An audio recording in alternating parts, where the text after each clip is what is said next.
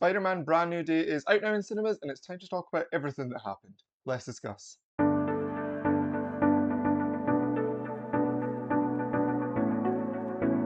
Hello everyone and welcome back to the channel. If you're new, then welcome on in. My name is Jay. You may notice that I am not in my regular place. I'm actually back in my hometown. Me and one of my best friends, actually, we have a bit of a deal that we always see every Marvel movie together, and unfortunately they were not able to come through to where I live, so I have travelled back home. So that is why I am not in my usual space, and I've kind of got this makeshift setup. But nonetheless, we will make sure to get a good review out despite not being in my regular office. This is going to be a spoiler review. I obviously did not see the film in previews or anything like that. I think it does come out here in the UK a little bit earlier than other people, but I imagine that most people watching this now are just wanting to really get into it, because I don't think anyone needs any convincing to go and see Spider-Man Brand New Day, given how well the box office is proven to have all of its records broken. A lot of people are going to see this film, and that was proven last night when I went to see the film, because they had people out in the foyer for the cinema, like guiding people in. I've never seen a cinema so busy in such a long time. It almost felt like I was in the cinema like 10-15 years ago.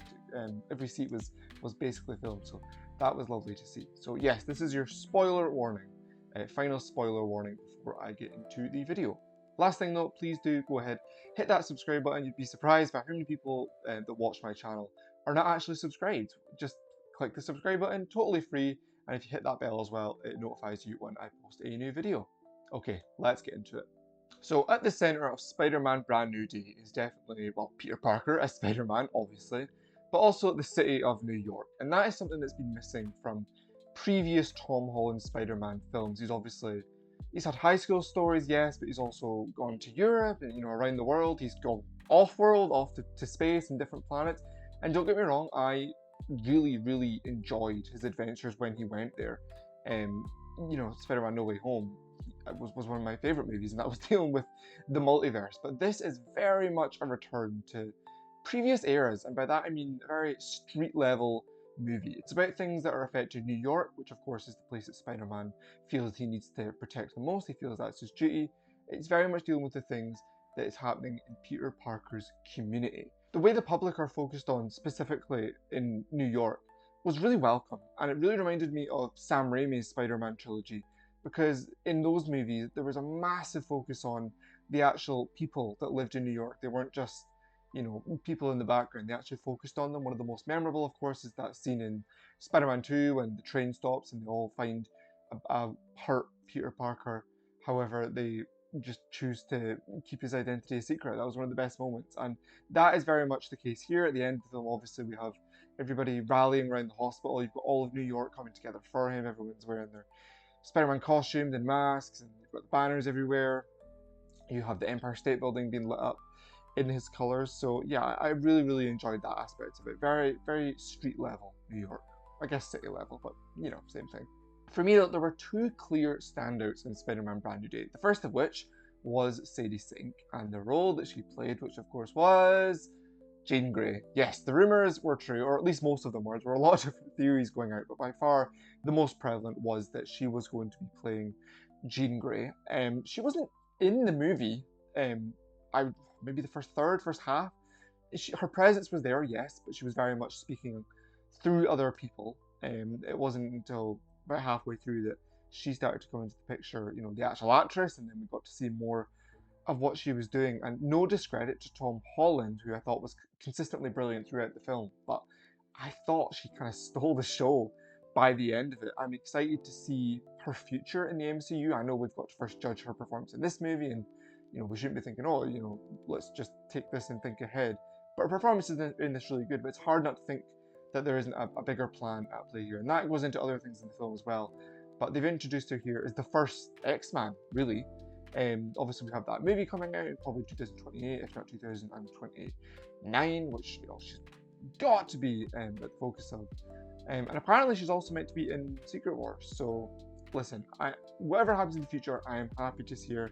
But here, I was a massive fan of her. I think her work in Stranger Things was not really recognised to what it should be, especially in that fourth season. Fifth season, I felt like they were kind of stringing her along to keep her in the story and didn't really know what to do with it. But certainly in season 4 of Stranger Things, outstanding, and it's nice to see her get to try something new. A lot of emotional beats to hit, and I think that she does it very well. She plays a very good villain, which I'm not sure she's really had the chance to do before. The other standout for me was Jon Bernthal as the Punisher. I've seen all of the projects that Punisher has been previously, whether that's Daredevil, Born Again, his special, his own show. You don't need to watch any of that beforehand. It is nice to know who he's about, but if you're a brand new audience member, which many people were going into this film, they don't, they've heard of the Punisher, but they've not seen anything that he's actually in. It doesn't matter. They catch you up with who he is pretty well, and you don't need any of that prior knowledge. I especially loved when Jean Grey was actually possessing him or mind controlling him.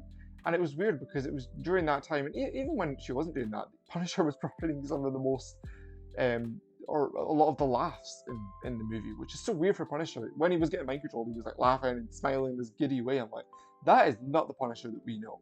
But it was still great to see, and I love the way that Peter and Punisher bounced off each other. Tom Holland and Jon Bernthal have obviously got that lasting relationship. They've got a history together. They were involved in each other's Marvel auditions, so that was very clear here. And of course, they just did the Odyssey together as well. So, a close relationship there, and it was very evident on screen as well. Another thing about this particular Spider-Man movie is that it feels like an MCU movie. Yes, it's a Spider-Man movie, so in some ways it seems a bit separate from the rest of the MCU, partly because it's produced by Sony, but we have had MCU characters appear, wider MCU characters appear in Spider-Man films. We've obviously had Iron Man, we've had Doctor Strange in No Way Home, but what I like to see is that we're really living in the MCU world now. We obviously have Frank Castle, who I mentioned. We have Bruce Banner as Hulk, because yes, it makes sense if you go see Hulk if there's mutations and radiation and stuff involved. We have Florence Pugh as Yelena Belova, which I don't understand. Like, I guess Kevin Feige wanted people to go see the film, but he was very much like, oh, if you're a big fan of Yelena, you may see her soon in a film that's coming before Doomsday. I'm like, right, so Spider-Man. Don't know why you had to say that. It would have been so cool to have that as a surprise. Though luckily I had forgotten he said that, and then Peter was going to see someone in the film. Like, who are we going to see? Oh, okay, and it makes total sense because again, there's a problem. Mind control. Who is mind controlled? Yelena. Perfect. It makes total sense. Not in her usual office. Not in the New Avengers Tower. Although I'm interested to see when this is set. If the Thunderbolts have that yet. You would assume so. Oh no, yeah. I'm very silly. She mentions that what the New Avengers are up to, and that's something I liked as well. Yelena actually mentions, what Spider-Man's duty is in terms of, I think she calls it small potato, and well, New Avengers, we're a big potato. Very much catching up more general audiences that, Spider-Man obviously brings in everybody. The film, as I said, is expected to do very well at the box office, but a lot of these people certainly haven't seen Thunderbolts or probably Black Widow. They don't know who Yelena is. And it was almost like a way to go, hey guys, all the movies you've not seen, this is Yelena, and this is what she's doing, and this is how she's going to lead into that trailer you saw for Doomsday before this film started, that was conveniently dropped just before. Don't get me wrong, smart marketing. And does it feel like Yelena was just forced to be in this film so we could tell audience members what exactly was going on in the MCU? No, I think she was worked in pretty seamlessly. I was glad to see her here, and I liked that she wasn't just in that one scene. She came in near the end as well. So yeah, love to see some Yelena, who's clearly being positioned as one of the leading MCU characters going forward. I mentioned that Hulk is back, but honestly, I did not see the point. Completely meaningless. The only way they could have justified him being back is if he was there with his son, Scar, and he was playing a major role in the story, because Scar, for me, when he was introduced, was clearly going to be the next big thing. One of my favourite characters. Just his son gets no mention whatsoever. I enjoyed that Hulk was here.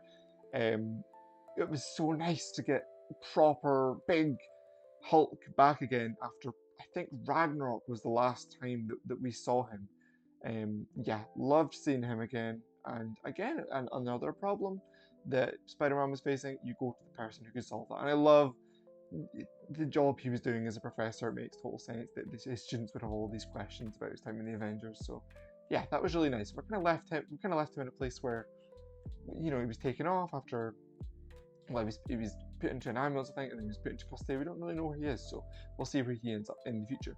I want to talk about MJ and Ned. They were a key, they're part of the main three, I would say, of the previous Spider-Man trilogy. Maybe this is a hot take, I don't feel like we needed them in this film, or at the very least we didn't need them to serve as big a role as they did. I know that their story was still kind of separate. You know, it tied in, but they were very much doing their own thing because, you know, they don't know who Spider-Man actually is. I don't think we needed them. I think that we're in this new era of the Spider-Man trilogy, or of a new Spider-Man trilogy, where they don't remember who Spider-Man is. Spider-Man is doing his thing, and yeah, we can play into the loneliness. You know, fair enough, we can show what they're up to, and I do commend the film for not just unbreaking that spell. You know, yes, it's been 5 years since the last Spider-Man film where that spell was cast. It's only been one Spider-Man film though since that happened. They didn't break the spell, so I'm happy with that. And the way that MJ found out was, I thought, very carefully balanced, and they executed it really well. Ending the film with Ned, you know, the handshake, like, whoa, that's a cool way to do it, because you're not unbreaking the spell. But how do they do that going forward? Are they just going to go on not knowing exactly all their memories with Peter Parker? But they kind of do know that he was there. Obviously, they still have memories of Spider-Man. I would have been fine if they were kind of left to the side and Peter went on this journey, still acknowledging the loneliness, but I'm not sure they needed to play such a role, because a complaint that this film may receive, and I do see it a little bit, it's a little bit overstuffed. Now, at 2 hours and 23 minutes, it's a Marvel movie, so I will take that. I do not mind long Marvel movies because they are some of my favourite movies, but it was a little bit overstuffed, particularly with the pacing, maybe towards the middle of the film. It's like, okay, we need to get things moving, and there was a lot of slow scenes. I will take the slow scenes as well, you know, have those emotional moments, but I felt like some of them could have been taken out in service of moving the action along a little bit faster. Other performances in the film, we obviously had Tremel Tillman. He put in a good performance as the villainous Bill Metzger of Damage Control, very much in his Severance, you know, where most people know him from his Severance villain role. I thought he was a welcome addition, and you know, he was kind of left as well as a loose end, so I'm sure we'll see him in the future. I love that Aunt May came in, not just for, oh, remember, Aunt May's part of this, we've got to include her somehow. No, she was included in the best way possible, teased throughout the film, and then obviously having that moment kind of taken, or talking to Jean Grey, kind of taking Peter Parker's place. You know, so it looks like she was meant to be having that conversation with Peter Parker, but Jean Grey kind of takes that place because she's the one infiltrating his mind, because he lets him, he gives Jean exactly what she wants, and it works because then we get to see Aunt May, and Aunt May breaks through. We don't have an Uncle Ben in this universe. Aunt May fulfills that role, and I thought the way that they included Marissa Tomei in the film was very well done. So loved that, and I love that that was the resolution to Jean Grey's villainous role in the movie as well. Whilst I am happy about the amount of MCU connections that we had in this movie, I'm not entirely satisfied with the inclusion of the Hand. I didn't feel like that they did them justice. I don't know if that's the right way to say it. It felt like they were glorified henchmen for Peter to fight with. Oh, we need someone, oh, get the Hand, because, you know, they're a big Spider-Man or Defenders villain in the comics. We've had the Hand, and I'm not saying tie it into what we've had before and make everyone have to do their homework and find out who the Hand was, but the Hand were defeated over 10 years ago, and to just have the remains of them be some kids who are, oh, just bring the kids in, you can turn them into these people that will fight for something. What? Like, that, it just feels like a disservice, maybe, or a pivot from what they were. The Hand with this big villainous organization that's a bunch of ninjas, which, you know, they were, but just there. I don't know. You could have taken them out. You could have worked a different way around, because I feel like you're ruining for things you can do with the Hand in the future. Maybe I'm wrong about that. It's just what I thought from being a big fan of the villainous organization in the Defender shows. I don't feel like they were necessarily needed here, because that spurred on so many theories and theories. Oh, Daredevil's going to be here. You know, I am glad, by the way, that Daredevil was not in this film. I was expecting it, and I was kind of hoping for it, but as the film unfolded and we got to that final act with the Hand, you know, as unimpressed as I was with the Hand, it needed to be Peter that dealt with it on his own, because if Daredevil was in it helping him out, it would have undercut that completely. So glad that they made that decision not to include Daredevil, but yeah, a little bit disappointed with the Hand overall. I really want to appreciate Destin Daniel Cretton's work on the film. I thought he was a brilliant director. The first-hand swinging, the physical swinging that we saw through New York City. I was lucky enough last year, every morning I was getting up, I got to see Spider-Man Brand New Day be filmed here in Scotland. So I knew exactly where I was standing. I recognised all the streets where it was all happening. So cool to see all of that 1 year later translated onto the big screen. So big fan of that. So I'm a bit biased in that way, because I'm like, hey, Scotland. They filmed that here, so yeah, loved. I think probably the best the swinging has looked since maybe Andrew Garfield in his Amazing Spider-Man 2, I believe it was, when they had the swing in through the city. But you know, best web swinging in a long time. I am a bit sad that we didn't get to see Rosario Dawson as Claire Temple. She recently revealed that she filmed the scene for the movie. I can see exactly where it was. It was going to be, I'm guessing, at the very end of the film because it was in Metro General where she used to work. She would have been the nurse that Frank just kind of, you know, he was like, oh, don't worry, like, you're totally fine, kid. She probably would have been that trusted ally to make sure that no one came in the room. That would have been cool to see her, but maybe the runtime was just going on a bit long at this point. I've heard they have cut a lot from the film. Maybe, arguably, they should have cut a little bit more, but yeah, I would have liked to have seen Claire Temple. Hopefully, this doesn't discourage Rosario Dawson from coming back, because I would like to see her again. Post-credit scene, there is one, very end of the film, no mid-credit scene.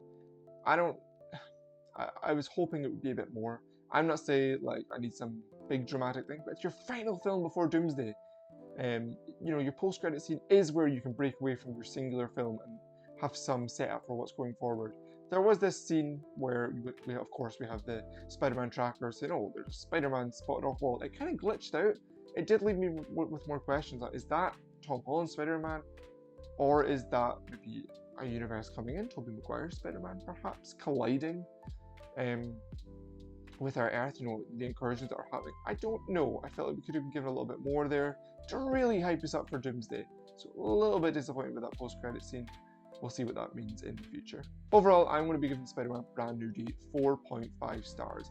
Again, maybe in time I will lower that slightly. Maybe when I see the film again, I will heighten it slightly. But I think I'm going to stick with the 4.5 stars now.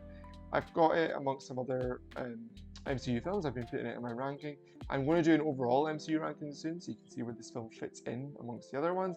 But first, I'm going to do my overall Spider-Man ranking. I was holding off doing that until I've seen this film, and now I've seen it, I can finally get that out to all of you. So yeah, please look forward to those videos coming soon. Thank you very much for watching. Again, if you've not done so already, please subscribe, give the video a like, and then leave a comment down below as well. Tell me what your thoughts on Spider-Man Brand New Day were. Sorry again, I'm not in my usual place. Hopefully everything was still okay and everything looked okay.